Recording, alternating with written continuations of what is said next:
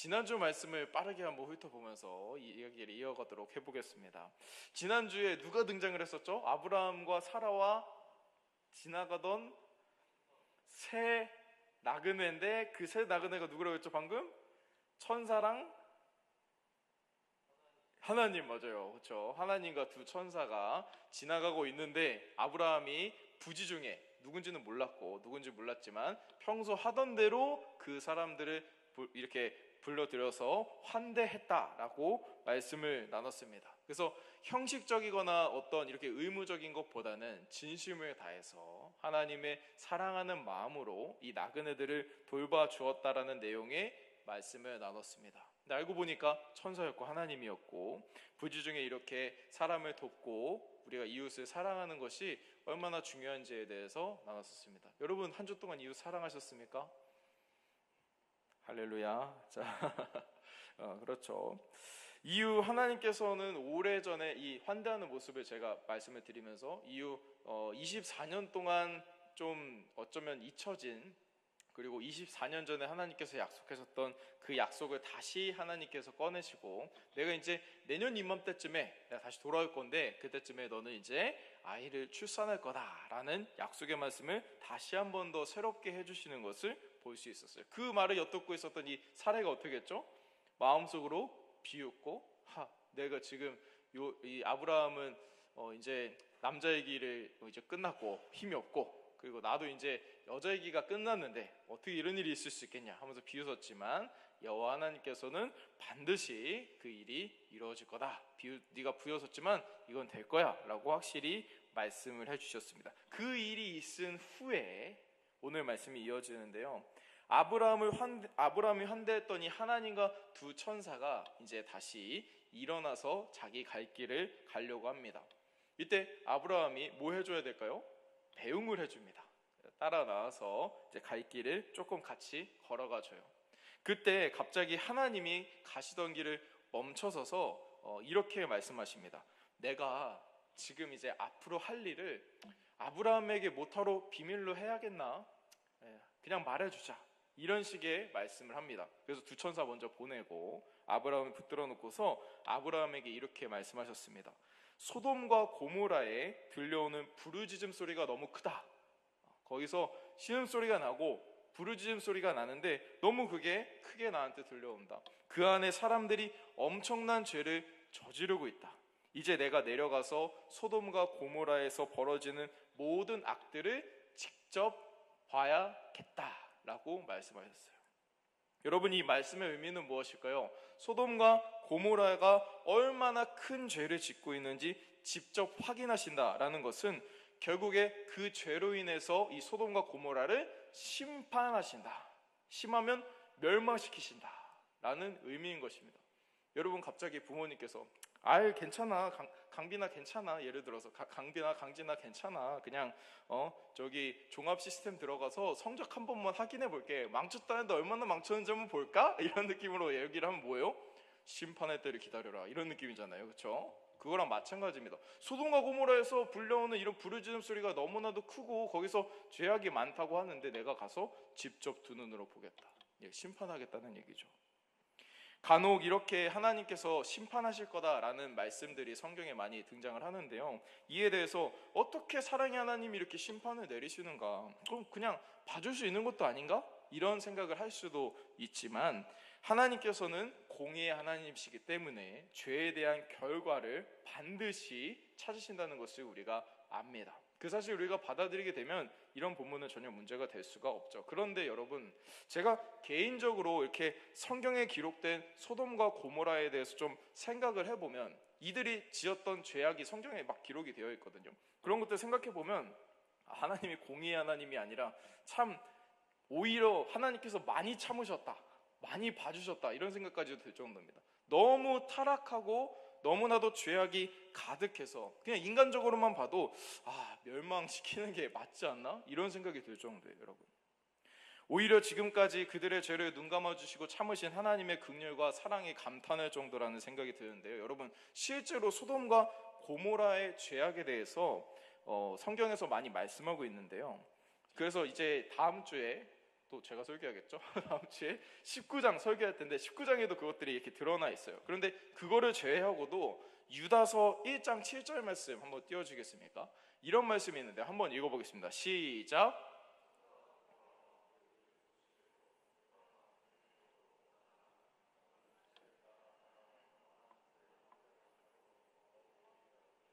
아멘. 소돔과 고모라가 뭘 했어요? 음란했어요. 요즘도 음란한 경우 많이 있죠? 여러분 아니시죠? 아니시겠지만 음란한 경우들이 많이 있어요. 근데 여기서 더 충격적인 말이 있습니다. 다른 육체를 따라갔다 라고 얘기를 해요. 다른 육체를 따라갔다. 이게 뭔 말일까요? 우리가 생각하는 일반적인 하나님의 이 결혼에서 또 남녀간의 성관계에서 남녀의 이런 성이 아니라 다른 성들을 따라갔다라는 의미를 가지고 있어요. 쉽게 말해서 동성애가 될 수 있고요. 다음 주에 내용에 좀 나올 수도 있지만 노인이 아이와 이런 말도 안 되는 상황들이 실제로 소돔과 고모라에서는 계속해서 이루어졌다는 것입니다. 또 에스겔 16장 49절과 50절 말씀에도 이런 말씀이 있는데요. 한번 읽어보겠습니다. 시작.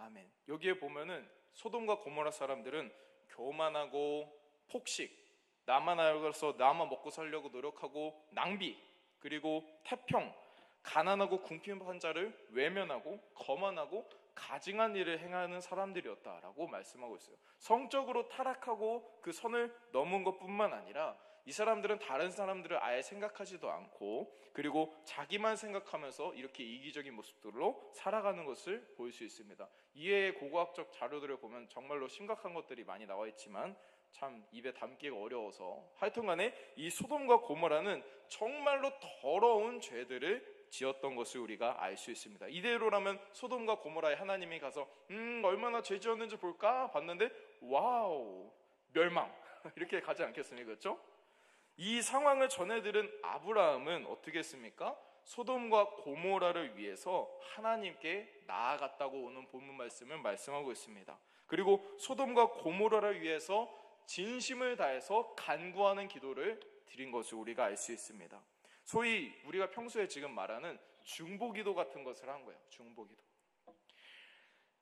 오늘 이 말씀을 통해서 우리가 드려야 할 이 중보 기도에 대해서 특별히 전도 대상자들을 위한 믿지 않는 사람들을 위해서 드리는 기도에 대해서 총 2가지로 짧게 살펴보고 말씀을 마무리하겠습니다. 여러분, 첫 번째는 하나님의 공의로우심과 긍휼을 신뢰하며 기도하는 기도를 하나님께서 받으신다는 것입니다. 하나님의 공의로우심과 긍휼을 신뢰하며 드리는 기도.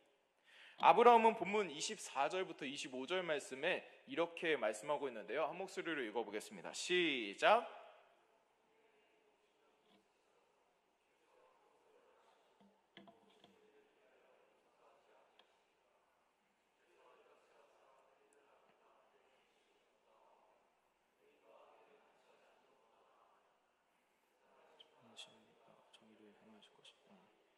아멘.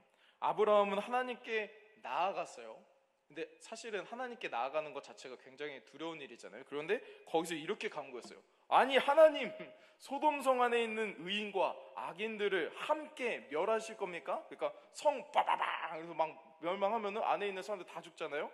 거기에 의인이 있을 수도 있잖아요. 악인들 이렇게 멸하다가 악인들이랑 의인들이랑 다 같이 멸하실 겁니까? 소돔성 안에 만약에 의인 50명 있으면은 어떻게 하시려고 그래요? 50명 있으면 멸망하는 것을 막아주시겠습니까? 이렇게 의인과 악인을 함께 죽이는 것은 성경에 보니까 부당합니다 이렇게 얘기를 해요. 와우, 하나님께 나아가는 것도 참 두려운 일인데 부당합니다 하나님. 정의를 해나치는 하나님께서 그들을 용서해 주십시오 이렇게 얘기를 합니다. 아브라함이 드렸던 간구의 내용이 여러분 어떻게 느껴지십니까? 저는 개인적으로 너무나도 담대함을 넘어서서 좀 개인적으로는 무모하지 않나 이런 생각까지 듭니다. 어떻게 한낱 피조물에 불과한 이 인간이 전지전능하신 하나님이 하시는 일과 뜻에 대해서, 말씀에 대해서 그건 부당합니다, 이거 바꿔주세요 라고 이의를 제기할 수 있겠습니까?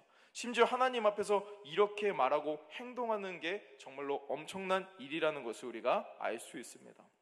그러나 아브라함은 소돔과 고모라의 멸망을 막기 위해서 기꺼이 그 일을 행했습니다. 그러한 간구를 하나님께 드렸죠.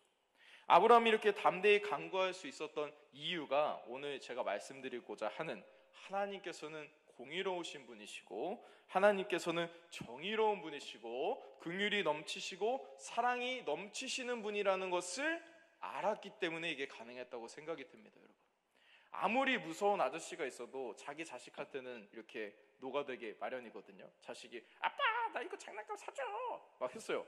그러면 알았어 사준단 말이죠. 근데 막 평소에는 막 사람 때리고 다니는 사람이에요.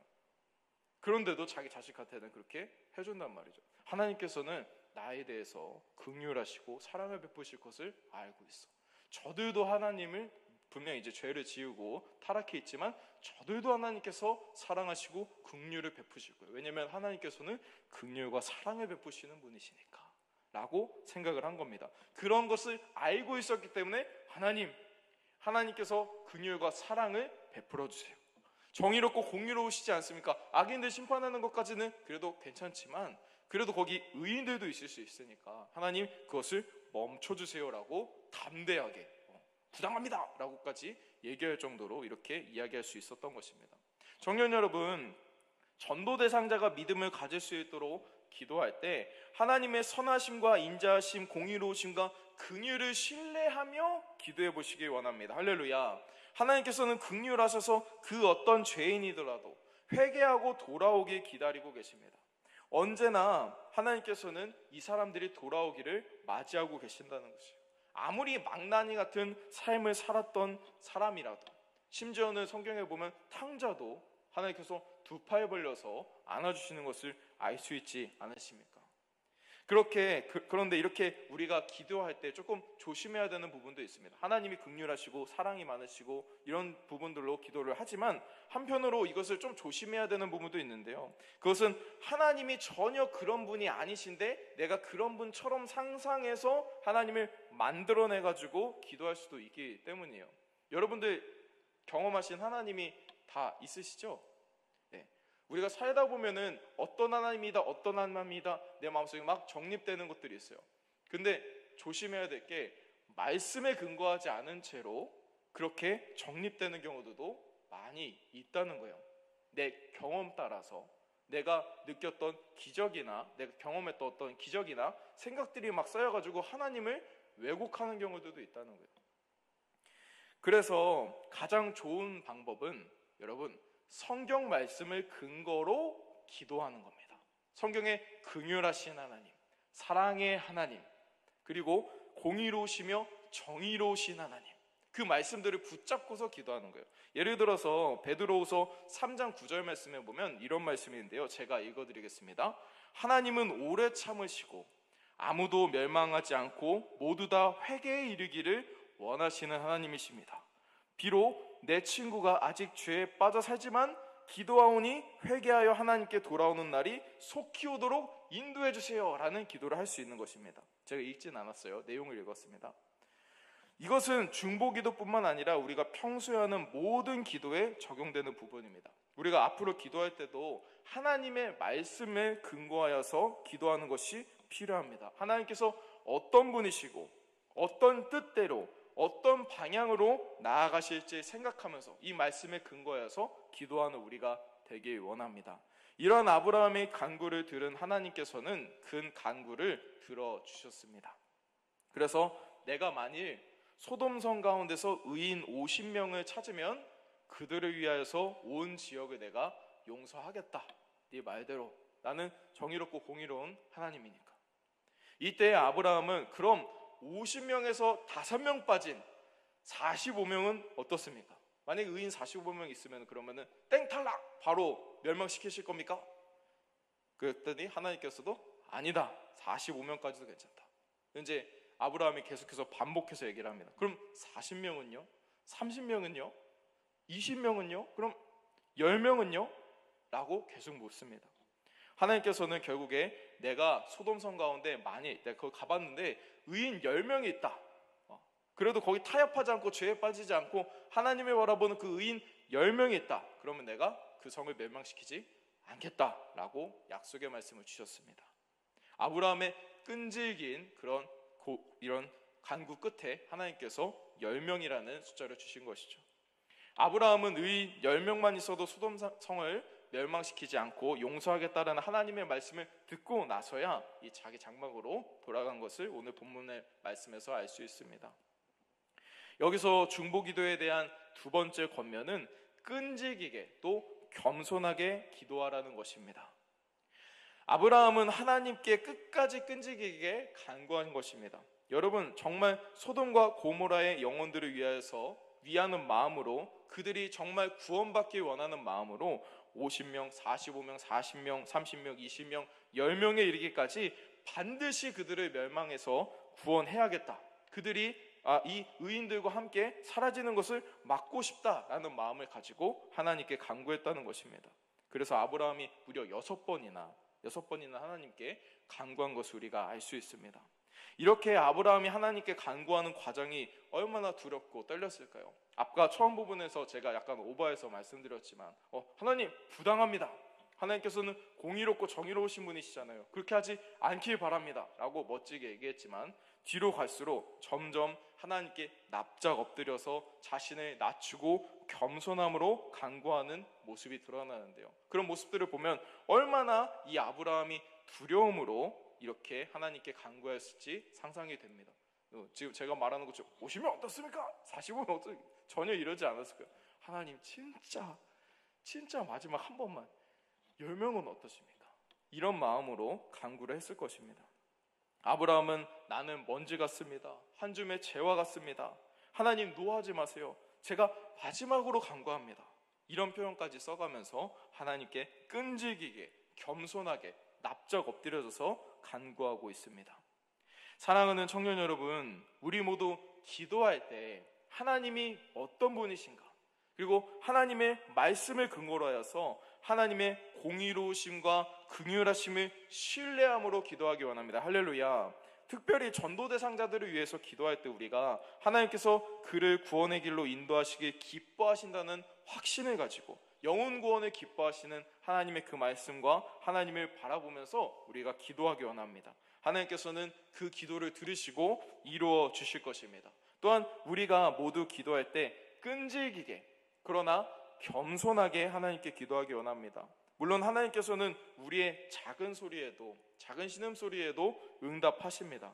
그러나 오늘 본문 말씀이나 다른 성경의 말씀들을 보면 하나님께서 옷을 찢고 또 가슴을 찢고 통에 자복하며 눈물을 뿌려가면서 간절히 기도하는 자의 기도들을 들어주시는 것을 우리가 많이 볼 수가 있습니다. 아브라함처럼 끈질기게 그러나 겸손함을 잃지 않고 기도하는 우리 모든 청년 여러분들이 되셨으면 좋겠습니다. 할렐루야.